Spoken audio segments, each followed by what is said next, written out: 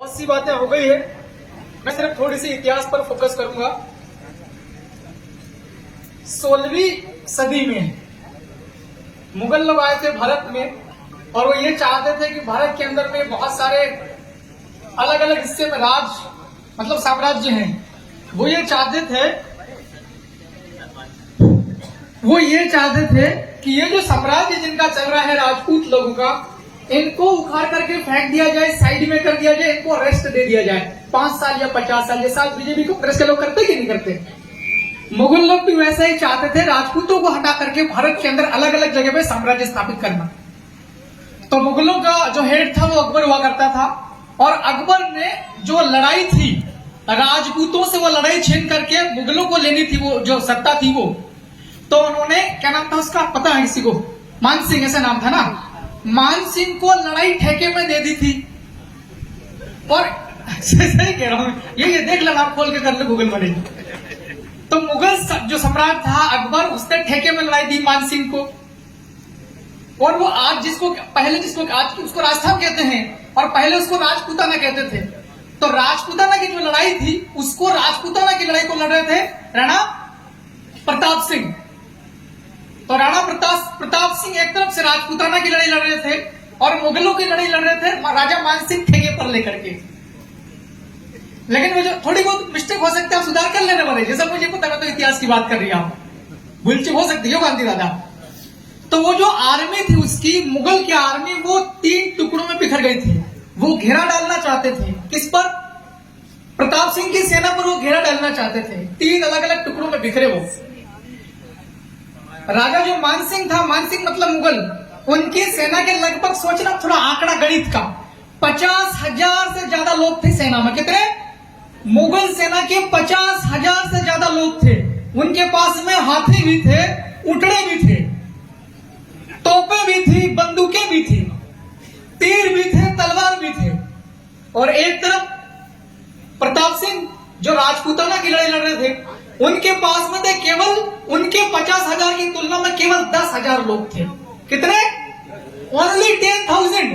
उस 10,000 में हल्दी घाटी के आसपास का जो जंगली इलाका था, डूंगर वाला इलाका, उस डूंगर के 3,000 आदिवासी लोग भीड़। उनने सोचा कि ये तो मुगल लोग हैं, जो राजपूत समाज के लोग, इनको ठोकने के लिए आए हैं, मगर जब राजपूत हार जाएंगे तो तकलीफ तो हम भील लोगों को भी होगी। ऐसा सोच करके हल्दी घाटी के आसपास वाले करीब 3,000 भील, उन्होंने सोचा चलो कूद पड़ो जंग में मुगलों के खिलाफ। 3,000 आदिवासी भील लोग थे, उनके पास में केवल तीर कमान होंगे, गोफन होंगे और फलिए वालिया होंगे। भील आदिवासियों ने यह सोचा कि जान चली जाए तो कोई बात नहीं, क्या नहीं जाना चाहिए? इज्जत नहीं जाना चाहिए। मतलब 1576 में, आज से मतलब कितना मोटा मोटा आइडिया, 500 साल पहले भील लोगों ने सोचा था इज्जत नहीं जाना चाहिए, जान चली जाए तो चले। मतलब जान सस्ती थी और इज्जत महंगी थी 500 साल पहले वाले भीलों में। और आज तो एक एक पोटली पी करके जग दे रहे हैं, इज्जत बेच रहे हैं। तो इसमें ये विचार मंथन होना चाहिए। भाई राणा कुंजा की प्रतिमा लगा दी इतनी बड़ी, उसको बार बार देखोगे, मोटरसाइकिल लेके उधर जाओगे तो दिखेगा, उधर से फिर इधर आओगे देखेगा, हम जैसे लोग आएंगे हम भी देखेंगे, तो सीखेंगे क्या? थोड़ा मंथन करना चाहिए कि क्या है राणा कुंजा, क्या है हल्दी घाटी का युद्ध, कौन थे 3,000 लोग 10 में से, इसके ऊपर विचार किया जाना चाहिए। उस 3,000 भीलों में से लगभग 1,600 भीलों की कुर्बानी हो गई थी। 3,000 में से 1,600 भीलों ने शहादत दे दिया। अब आप जोड़ लो जाओ। और उनके 50,000 में से केवल 150 लोग मारे गए थे। कितने? केवल 150 लोग मरे थे मुगलों के। और जिन राजपूत लोगों का भीलों ने सपोर्ट किया था, उनके 1,500 लोग मर गए थे और ज्यादातर लोग वो भील थे। उसके बाद जब आखिरी में रिजल्ट आया हल्दी घाटी युद्ध वाला, तो वो युद्ध अनिर्णित रहा। मतलब मुगल जीत नहीं सका और राणा प्रताप सिंह हार नहीं सका। पता है कि नहीं? हाथ खड़े करो किसी को। क्या मैं सही कह रहा हूं? Who is preparing for competitive examination, PSC UPSC, क्या मैं सही बोल रहा हूं? 1976 की लड़ाई हल्दी घाटी वाली, आज निर्णय रहा था कि निर्णय हो गया था, जीत गया था, कौन जीता था? आपका गलत फंड है, इसको सही कर लेना। अगर 3000 भी लोग नहीं जाते प्रताप सिंह की सहायता करने के लिए, तो प्रताप सिंह हार जाता कि नहीं हार जाता? मुगल लोग राजस्थान में कब्जा कर लेते कि नहीं कर लेते? अब पहले राजपूताना था, अब हो गया राजस्थान। अगर मुगल वहां पर जीत करके मुगल अपनी सत्ता बना लेते तो मुगलिस्तान हो जाता कि नहीं हो जाता?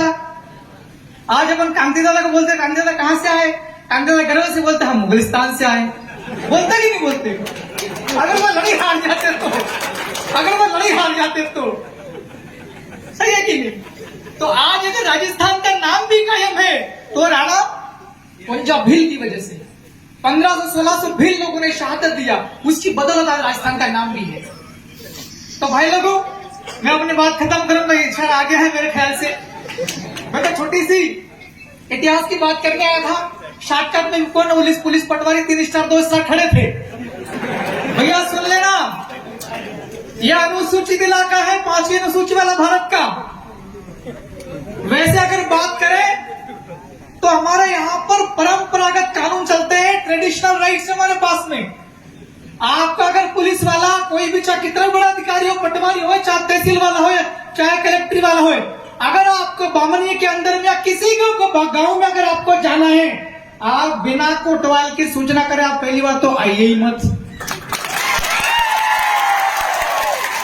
और अगर आपको जाना है किसी गांव में तो कोटवार को, पटेल को, जो भी हमारी व्यवस्था है उसको लेकर के ही जाना, वरना गड़बड़ हो जाएगी।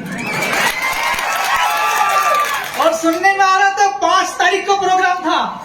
यह जो राणा पुंजा है, ये राणा पुंजा हमारे लिए देवता के तुल्य है, लेकिन राजपूत समाज के लिए ये भगवान के बराबर है। हमारे भगवान का भी कार्यक्रम 5 तारीख को था। वो 5 तारीख का कार्यक्रम कैंसिल करवाने वाले, फेल करवाने वाले, बाधा डालने वाले जो लोग हैं, उनको एक एक को ढूंढ निकालेंगे हम लोग और छोड़ेंगे। इस प्रकार की जो दलाल कैटेगरी के लोग हैं, सरपंच बनकर बैठे हैं जनपद में, जिला पंचायत में, चाहे विधानसभा में, चाहे लोकसभा में, जो ऐसी गांडू हरकत करता है उसको सबक सिखाना भी जरूरी है। आज ये हमको बाधा, हमारे काम में बाधा डाल रहा है। इनको अगर तुम सबक नहीं सिखाओगे, आने वाले समय में ये बिल्कुल नाग की तरह साबित होंगे।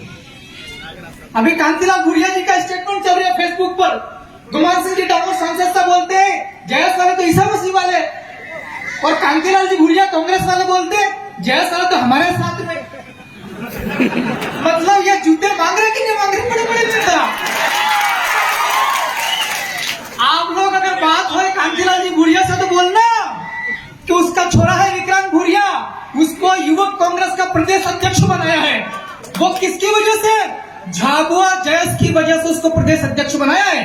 सही है कि नहीं? झाबुआ के अंदर में जयस वालों ने इतनी क्रांति पैदा कर दी आदिवासियों में, उन्होंने डर कांग्रेस पार्टी खत्म हो जाएगी ऐसा सोच करके विक्रांत भूरिया को अध्यक्ष बनाया प्रदेश का। तो जयस वालों की वजह से उसको बनाया है। सही है कि नहीं है? अगर यहाँ पर जयस मजबूत नहीं होती, जयस का डर नहीं लगता, तो युवक कांग्रेस का अध्यक्ष धार जिले का हो सकता था, जबलपुर का हो सकता था, भोपाल का हो सकता था कि नहीं हो सकता था? एक तो हमारी वजह से तुम लोगों को कुर्सी मिल रही पार्टी में, और फिर हमको ही गालियां दे रहे हैं। यह गलत है कि नहीं है? तालियां कम बज रही, मतलब कांग्रेस वाले भी होंगे। पता है मुझे, तुम फोटो खींचो, बड़े बड़े नेताओं के पास में जाओ, तुम मेंबरशिप भी ले लो, लेकिन ये याद रखना, किसी भी पार्टी का टिकट चाहिए तो पार्टी वाले बोला क्या कार्यकर्ता ले, क्या जयस वाले कार्यकर्ता तो जीत पाएगा। तो मेरा कहना है कि राजस्थान में कैसा चल रहा है, थोड़ा थोड़ा उनको फॉलो करो। कौन सी आपसे क्या बोलते हैं, आप रहे सिलेक्शन प्रणाली, उसको भी करो ठीक ठाक। हमारे तो ऐसा ही किया था, सेलाना में 4 में से 4 जीत के बैठे, एक ही चंदू बैठा आपके सामने। हाँ वो कुछ होते हैं, तो बहुत बहुत शुक्रिया। इंकलाब जिंदाबाद। थोड़ी बहुत किसी को मिर्ची लगे हो भाई बुरा मत मानना। जोहार।